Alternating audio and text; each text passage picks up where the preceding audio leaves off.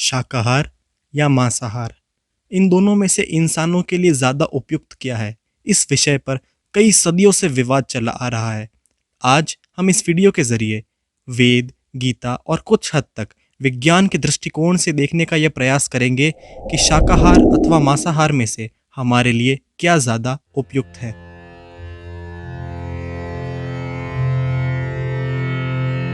यह बात हम सबको पता है कि सनातन धर्म में जीव हत्या को महापाप माना गया है। वेदों में मांस खाने के प्रतिबंध में स्पष्ट रूप से मना किया गया है। ऋग्वेद के मंडल 10 सूक्त 87 की ऋचा 16 में यह बात कही गई है कि यह पौरुषेयेण क्रविशा समंगते यो अश्वयेन पशुना यातुधानः यो अग्न्याया भरति क्षीरमग्ने तेषाम शीर्षाणि हर्षापि वृश्च।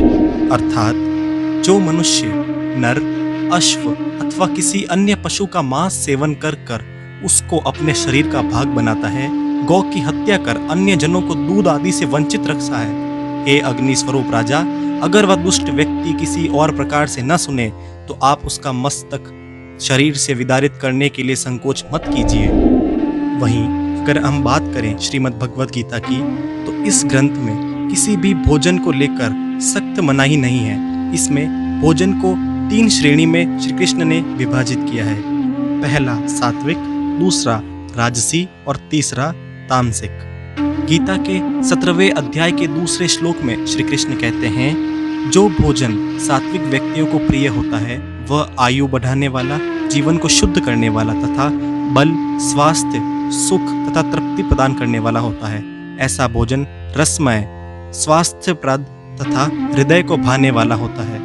यह सात्विक भोजन कहलाता है। अगर हम इस श्लोक को माने तो सात्विक आहार को श्रेष्ठतम भोजन बताया गया है। प्राचीन काल में भी विद्वान पुरुष ऐसा ही भोजन चुनते थे जो स्वास्थ्य तथा आयु को बढ़ाने वाला होता था। इस भोजन की श्रेणी में दूध के सभी व्यंजन, कंदमूल, फल, आहार, सब्जियां, दालें एवं धान आते हैं। यह सारे भोजन प्राकृतिक रूप से स्वादिष्ट, हल्के और फायदेमंद होते हैं। इसी के अगले श्लोक अर्थात श्लोक संख्या 9 में श्री कृष्ण कहते हैं, जब शाकाहारी भोजन कड़वा, अत्यधिक खट्टा, नमकीन, गर्म, अत्यधिक मिर्ची, चीनी, नमक अर्थात अधिक मसाले आदि के साथ पकाया जाता है तो वो भोजन सात्विक से राजसी बन जाता है। भोजन की इस श्रेणी में भोजन अपना मूल अस्तित्व खोकर उपभोग की चीज बन जाता है। ऐसा भोजन मनुष्य अपनी भूख शांत करने के लिए नहीं अपितु अपनी तृष्णा को शांत करने के लिए खाता है, अपनी इच्छाओं को शांत करने के लिए खाता है। ऐसा भोजन खाने में तो अत्यधिक स्वादिष्ट होता है परंतु इसके परिणाम बहुत ही बुरे होते हैं। ऐसा भोजन बीमार स्वास्थ्य को खुला आमंत्रण देता है। अगले श्लोक अर्थात श्लोक संख्या 10 में श्री कृष्ण कहते हैं, जो भोजन अधपका, रस रहित, दुर्गंध युक्त, बासी एवं गंदा हो तथा जो अपवित्र भी हो वह भोजन तामक पुरुषों को प्रिय होता है, अर्थात वो भोजन तामसिक है।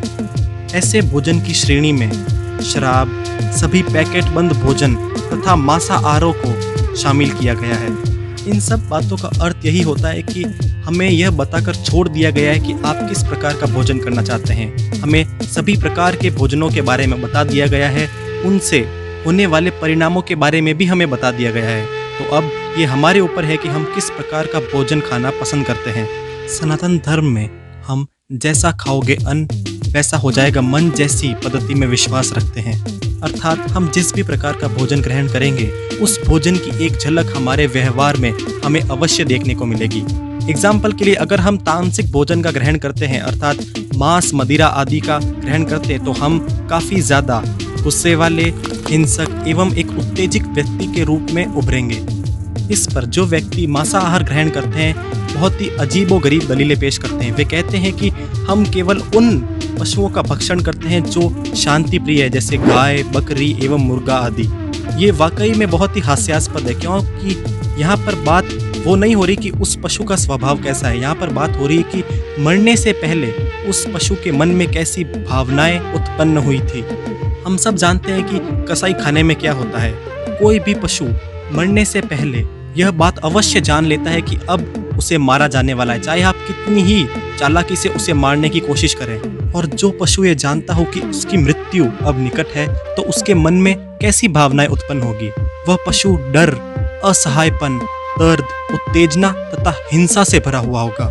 और जिस भोजन को ग्रहण कर कर हम तृप्ति पाना चाहते हैं तथा मानसिक शांति पाना चाहते हैं, तो उस भोजन का रास्ता इन सब भावों से होते हुए आता है, तो वो भोजन शांति प्रिय कैसे हो सकता है। नफरत, डर, दर्द, उत्तेजना, हिंसा के इस घटनाक्रम के बाद जब वो पशु मार दिया जाता है और वो हमारी प्लेट में आता है और हम बात करते हैं खाने से तृप्ति मिलने की, मानसिक रूप से शांति तथा प्रोटीन्स और हेल्थ की, तो ये किसी भी एंगल से मैच नहीं करता है।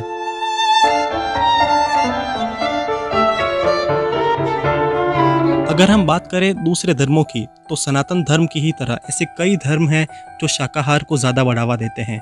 आप में से कईयों को ये बात बिल्कुल पता नहीं होगी कि प्राचीन क्रिश्चियंस वे भी शाकाहारी ही थे। स्वयं ईसा मसीह जिन्होंने क्रिश्चियनिटी की शुरुआत करी थी, वे भी शाकाहारी ही थे। इटली के रोम में जब किसी क्रिश्चियन को पकड़ लिया जाता था, तब उसे मांस खिला दिया जाता था ताकि उसे सताया जा सके।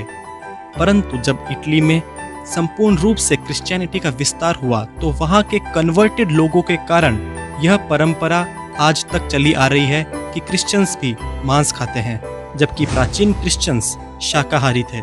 साथ ही साथ अगर हम बात करें बुद्धिज्म की भी, तो स्वयं गौतम बुद्ध शाकाहारी थे जिन्होंने बुद्धिज्म की शुरुआत करी थी, और अर्ली बुद्धिस्ट भी शाकाहारी ही थे। और भगवान महावीर से तो हम सब भली भांति परिचित है कि वह अहिंसा के परम पुजारी थे।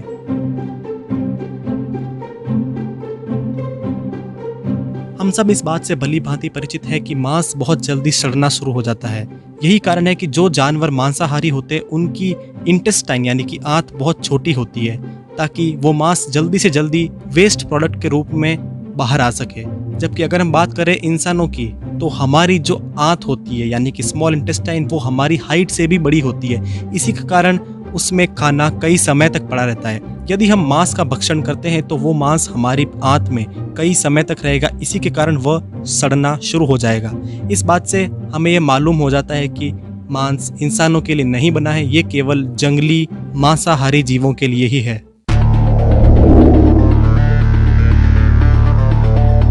और अगर हम वैज्ञानिक दृष्टिकोण से देखें, फिर भी शाकाहार मांसाहार के मुकाबले ज़्यादा फायदेमंद है, क्योंकि अमेरिका की नेशनल एकेडमी ऑफ साइंसेज की एक रिपोर्ट की माने तो अगर हम शाकाहार को अपने भोजन में ज़्यादा शामिल करेंगे, तो उससे दुनिया में होने वाली 50 लाख मौतें टाली जा सकती है। 50 लाख मौतें। और अगर हम मांसाहार का उपयोग कम करें, तो इससे ग्रीन हाउस इफेक्ट में भी कमी देखी जा सकती है, जिससे हर साल दुनिया में 33,36,000 करोड़ रुपए की बचत होगी। और इससे सबसे ज़्यादा फायदा होगा विकासशील देशों को, जिसमें हमारा भारत भी शामिल है। साथ ही साथ अगर हम पर्यावरण की दृष्टि से भी देखें, तो शाकाहार मांसाहार के मुकाबले ज़्यादा फायदेमंद है, क्योंकि जो मीट उत्पादन से जो एमिशन होता है, वो हमारी पूरी दुनिया के एमिशन का 20% है।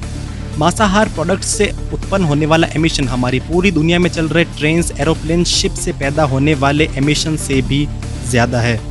मांसाहार से ही जुड़ा हुआ एक और फैक्ट ये है कि मांसाहार को इंसानी टेबल तक पहुंचाने के लिए शाकाहारी अर्थात सब्जियों के मुकाबले 100 गुना ज़्यादा पानी चाहिए होता है। उदाहरण के लिए आधा किलो आलू को उगाने के लिए 127 लीटर का पानी प्रयोग में आता है। वहीं केवल आधा किलो मांस तैयार करने के लिए 9,000 लीटर पानी बर्बाद किया जाता है। वहीं 1 किलो मांस को तैयार कराने के लिए जो एमिशन होता है, वो लगातार 3 घंटे गाड़ी चलाने वाले एमिशन के बराबर है।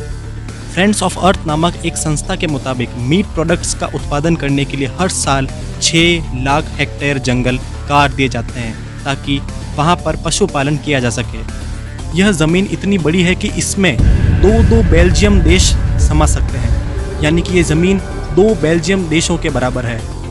केवल 400 ग्राम के बीफ उत्पादन यानी कि गौमांस को बनाने के दौरान 40 किलो ऐसे अपशिष्ट या फिर केमिकल्स निकलते हैं जो धरती को अनउपजाऊ बनाते हैं। अगर लोग मांसाहार को छोड़कर शाकाहार अपना ले, तो उससे 160 करोड़ हेक्टेयर ज़मीन मुक्त हो जाएगी, जो अभी पशुपालन के रूप में काम आ रही है, और उस ज़मीन पर हम पेड़ भी उगा सकते हैं। ये ज़मीन भारत के कुल क्षेत्रफल से भी दुगनी है। तो ये मैंने आपके सामने कुछ ऐसे फैक्ट्स रखे जिसके कारण आप जान सके कि शाकाहार अथवा मांसाहार में से ज़्यादा बेहतर कौन है। Leonardo da Vinci, Benjamin Franklin, पहलवान सुशील कुमार, एल्बर्ट आइंस्टाइन जैसी बड़ी महान हस्तियां भी शाकाहारी थी।